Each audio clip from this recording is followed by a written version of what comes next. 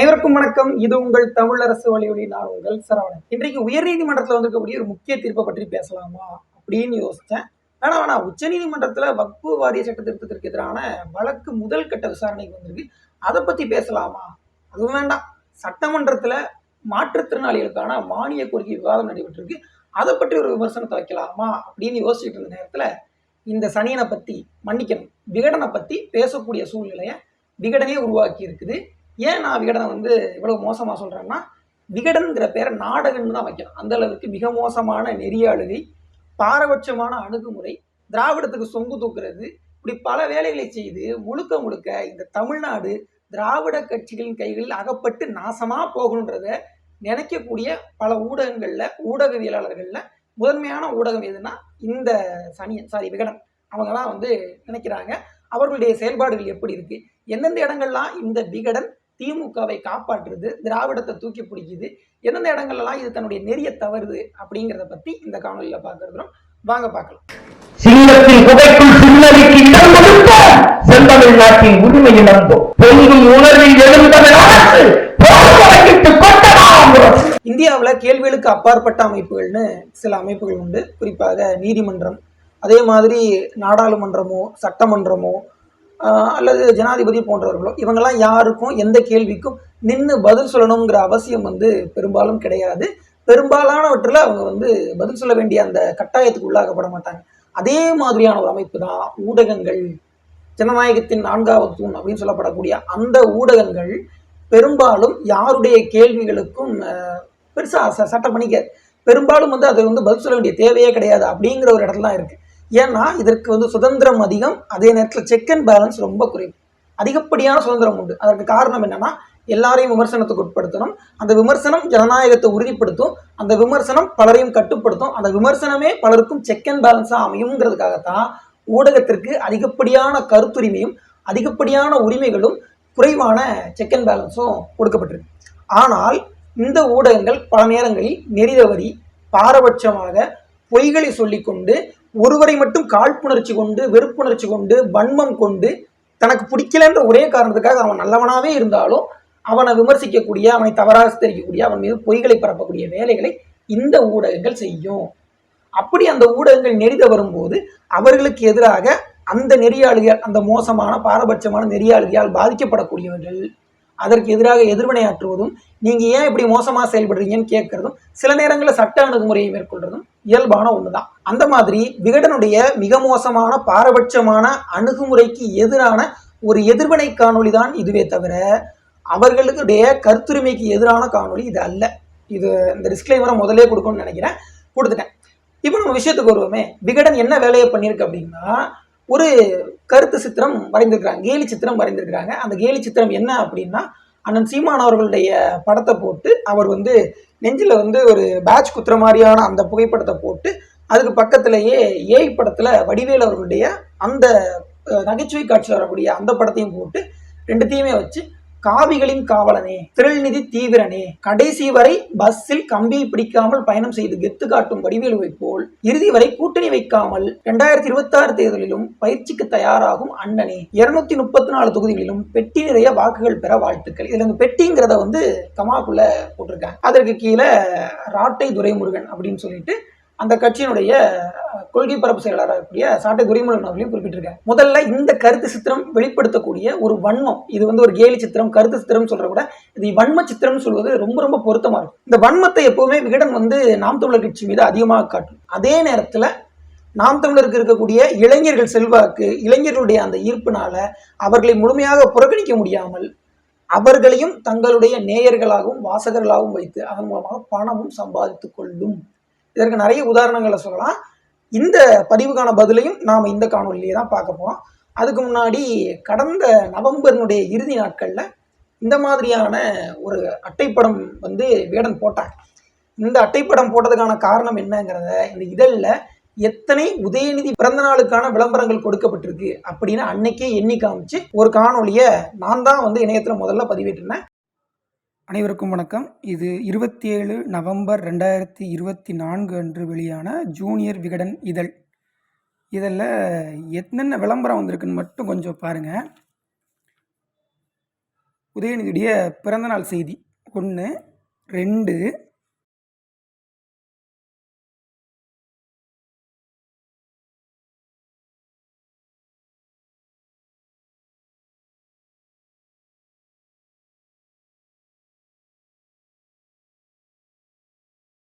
28, 29, 30 ஆக இப்படிப்பட்ட 30 விளம்பரங்களுக்காக அதானி ஸ்டாலின் சந்திப்பை தவிர்த்துவிட்டு சீமானவர்களுக்கு காவியை கட்டி ஜூனியர் விகடன் 10 பைசாவுக்கு பிரயோஜனமற்ற ஒரு செய்தியை வெறும் 30 விளம்பரத்திற்கு வரக்கூடிய பணத்திற்காக போட்டிருக்கிறதா அப்படிங்கிற கேள்வி எனக்கு வந்திருக்கு. உங்களுக்கு வந்திருக்கான்றதை நீங்களே கமெண்ட்டில் சொல்லுங்கள். அது அதற்கு பிறகு பெரிய அளவில் வைரலாகி போலியான முகத்திரையை கிழித்து நிறைய பேர் தெரிஞ்சுக்கிட்டாங்க. விகடன் அல்ல, அது ஒரு நாடகன் அப்படின்னு நான் சொன்ன மாதிரி தெரிந்து கொண்டார்கள் அப்படிங்கிறது மிக முக்கியமான செய்தி. காவி கட்டும் சீமான் கை கொடுத்த ரஜினி போயஸ் சந்திப்பு பின்னணி அப்படின்றது தான் அவங்க போட்டிருந்த அட்டைப்படம். அதாவது ரஜினி கை கொடுத்துட்டாராம், அதனால அந்த சீமான் அவருடைய சட்டையெல்லாம் காவி ஆயிடுச்சு. அந்த மாதிரி தான் அந்த கார்ட்டூனே போட்டிருக்கிறாங்க.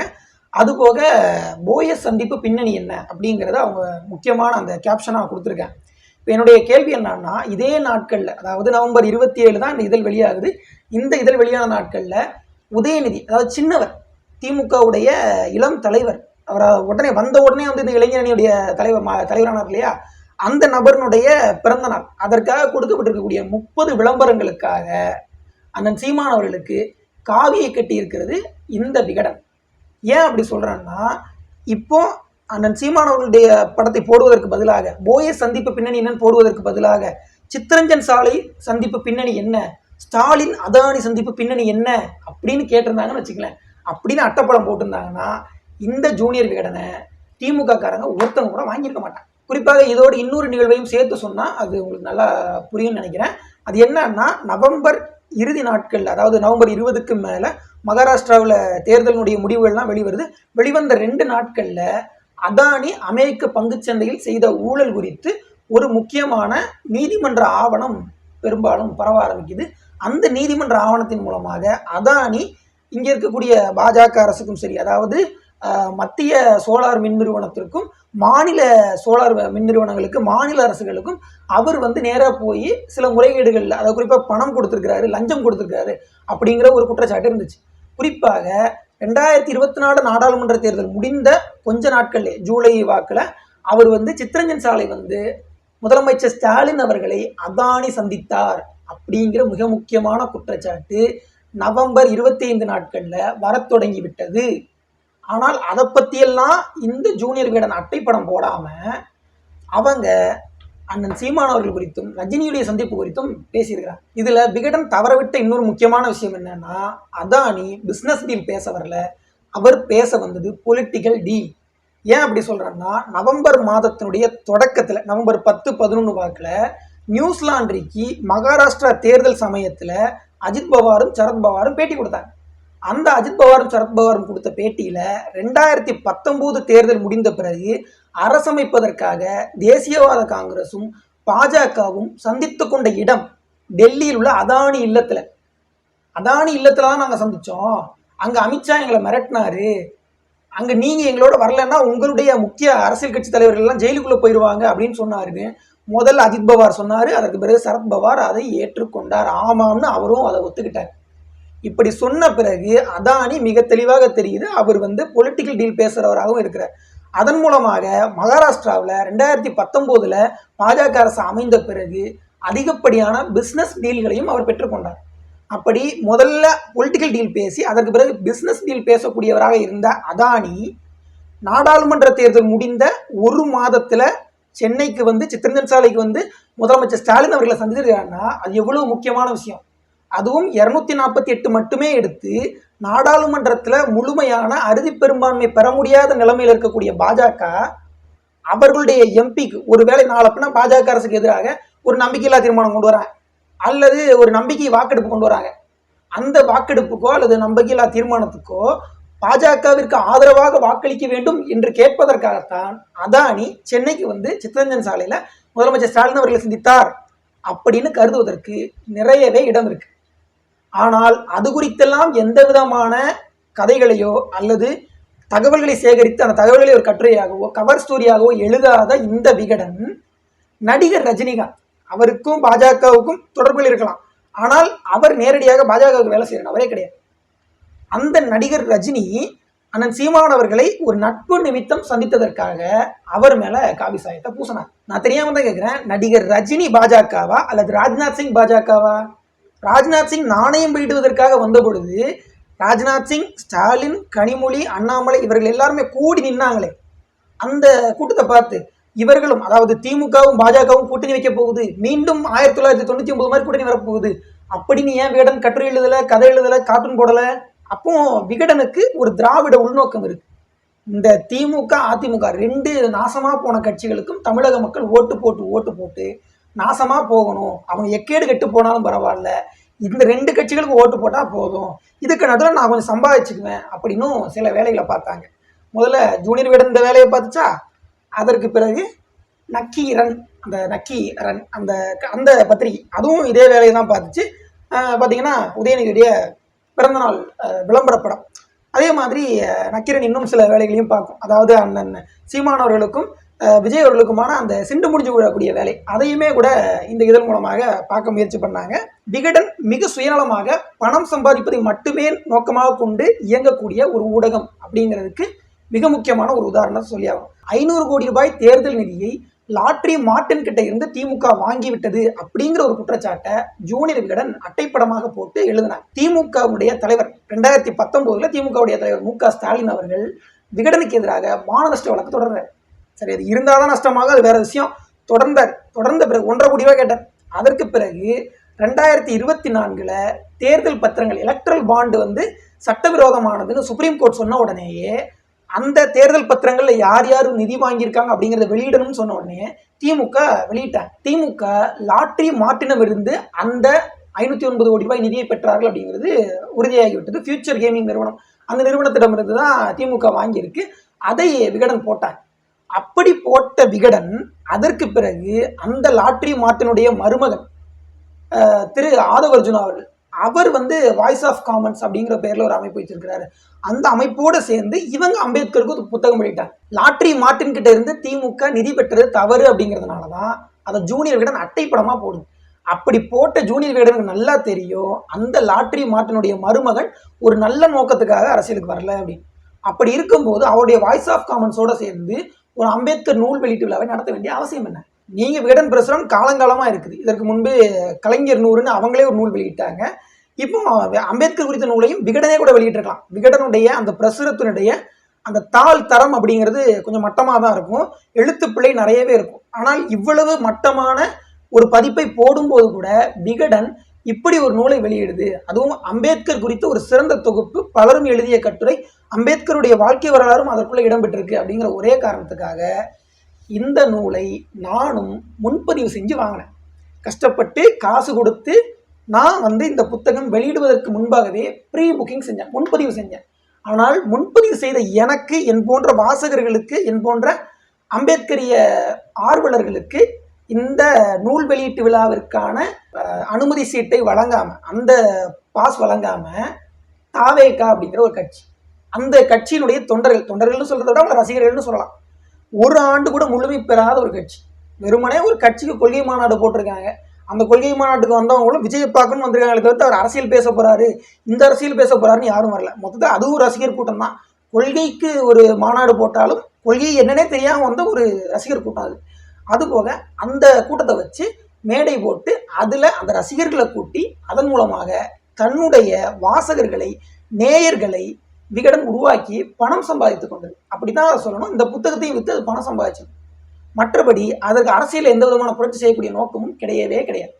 நான் தெரியாம தான் கேட்கிறேன், ஒரு ஊடகம் எல்லா கட்சிகளையும் பொதுப்படையாக பாரபட்சம் இல்லாம நேர்மையா அணுகணும்.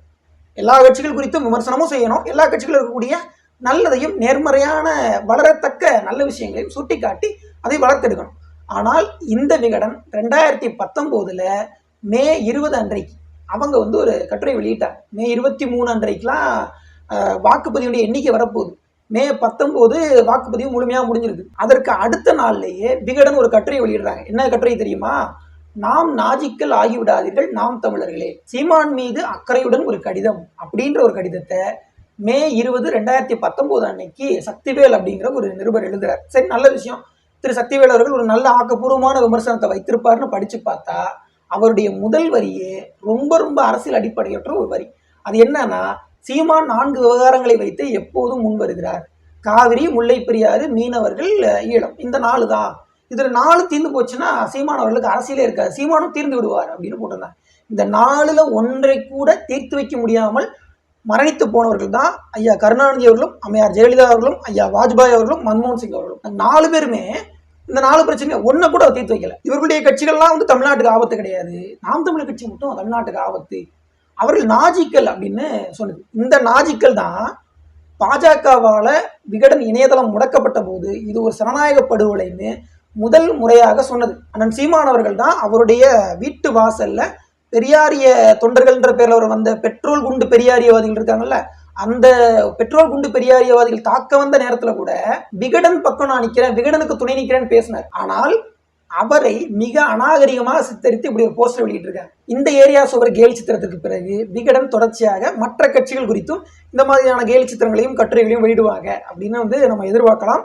ஆனால் முதல்ல ஏன் நாம் தமிழர் கட்சியில இருந்து தொடங்கினாங்கன்னா வன்மை அது மேலதான் அதிகமா இருக்கு. முதல்ல கொட்டிடணும், அதுக்கப்புறமா அவங்களாம் ரொம்ப சாஃப்டா ஹேண்டில் பண்ணி பட்டும் படாம தொட்டும் தொடாம செவத்துக்கு வலிக்கு மெல்ல மெல்ல அப்படிங்கிற மாதிரி சொல்லுவாங்க. அந்த வேலைகளை விகடன் தொடர்ந்து பார்ப்போம். ஸோ இதை நம்ம தொடர்ந்து பார்ப்போம், பொறுமையாக பார்ப்போம். அவங்கள எந்தெந்த இடங்கள்ல வந்து எஸ்கேபிசம் பண்ணி விடுறாங்க, எந்தெந்த இடங்கள்ல அவங்களுடைய அந்த மென்மையாக வந்து தடவி கொடுக்குறாங்க அப்படிங்கிறதெல்லாம் நாமளும் பொறுத்திருந்து பார்க்க தான் போகிறோம். மீண்டும் இன்னொரு காணொலி சந்திப்போம். அதுவரை இணைந்திருங்கள். இது உங்கள் தமிழரசு வழிவழி. நான் உங்கள் சரவணன். நன்றி, வணக்கம்.